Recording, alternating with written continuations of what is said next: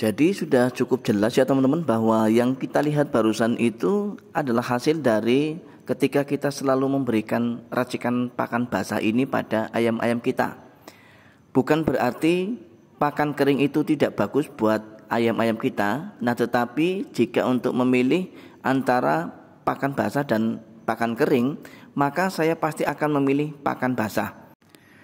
Bukan tanpa alasan saya memilih pakan basah, tentu saja dengan berbagai alasan, yang mana alasan itu adalah alasan yang sangat menguntungkan untuk kita. Pada awalnya memang saya hampir tidak percaya dengan apa yang sudah saya uji coba sendiri di kandang ayam saya. Tetapi pada faktanya saya sudah punya perbandingan atau sudah melakukan perbandingan antara ayam-ayam yang saya kasih makan dengan menggunakan pakan basah dengan ayam-ayam yang saya berikan pakan kering. Dan perbedaannya sangat signifikan sekali teman-teman.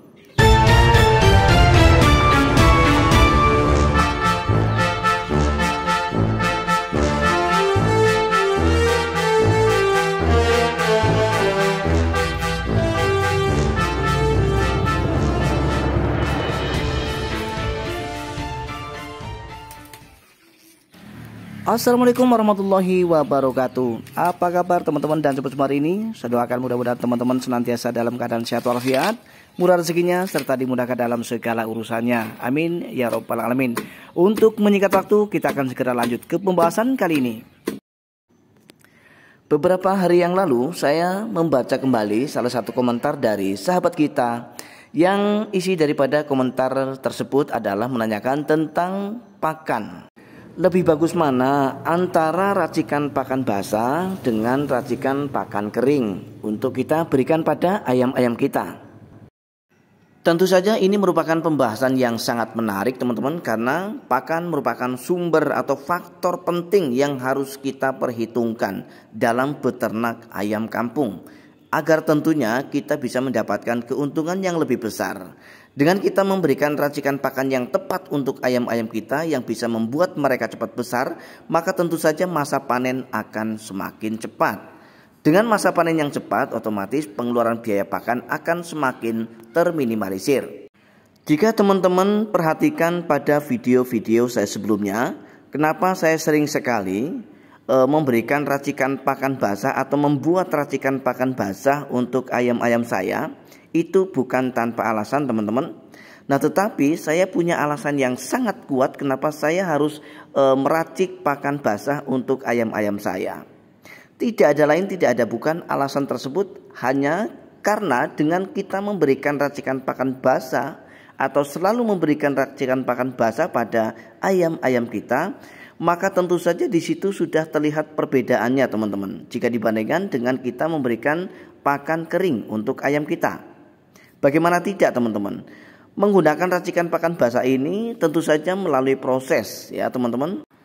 Dan sesuatu yang kita proses terlebih dahulu, tentu saja hasilnya pasti akan beda ketika kita langsung memberikannya. Itu perihal pakan. Juga termasuk dalam hal ini adalah pelet atau pur.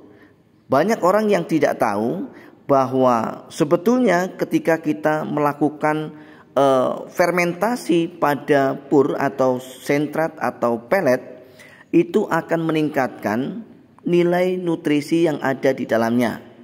Jadi seperti yang teman-teman lihat, seperti yang teman-teman mungkin sudah dengar bahwa nutrisi atau protein yang terkandung pada pelet atau pur ini bisa mencapai 21%. Nah, tetapi ketika kita buat menjadi pakan basah dengan cara kita fermentasi, maka kandungan yang ada pada pur atau sentrat atau pelet itu akan naik ya. Yang tadinya 21%, maka setelah kita fermentasi atau setelah kita buat menjadi pakan basah, maka akan naik nilai proteinnya menjadi 21% lebih.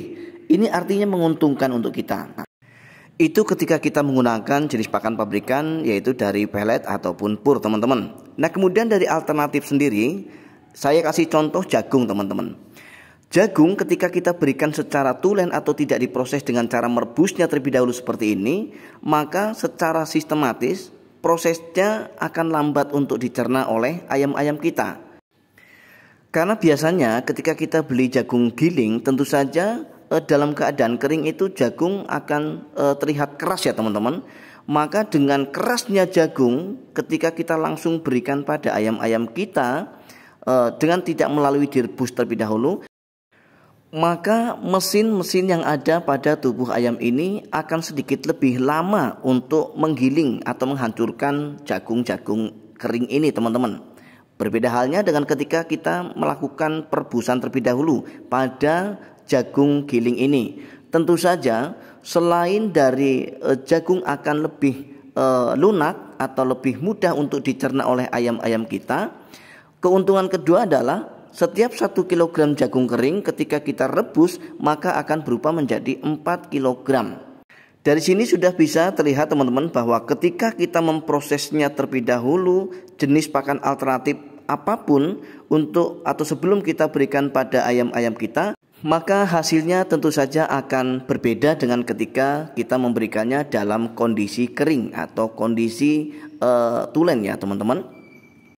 Kemudian kita akan lihat kita akan nilai dari kondisi fisik ya, perbedaan antara ayam yang suka atau biasa kita berikan jenis pakan basah dengan pakan kering. Tentu saja akan sangat berbeda teman-teman.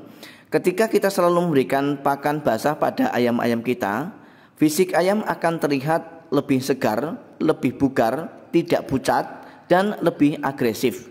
Berbeda halnya dengan ketika kita selalu memberikan pakan kering pada ayam-ayam kita. Pasti secara fisik terlihat lebih pucat, ya, tidak agresif, dan kemudian ayam juga tidak kemudian terlihat segar, ya. Dan ini bisa dibuktikan teman-teman. Nanti teman-teman setelah menonton video ini silahkan biasakan untuk meracik pakan basah, apalagi kalau pakan itu adalah jenis pakan alternatif.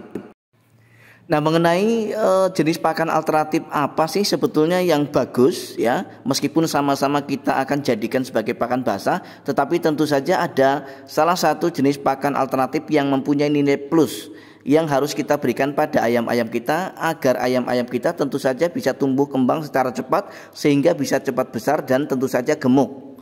Ikuti terus channel ini, maka teman-teman akan mendapatkan berbagai macam ilmu pengetahuan tentang racikan pakan yang bisa kita berikan pada ayam-ayam kita untuk membantu meminimalisir biaya pakan dengan pertumbuhan ayam-ayam yang lebih cepat daripada biasanya.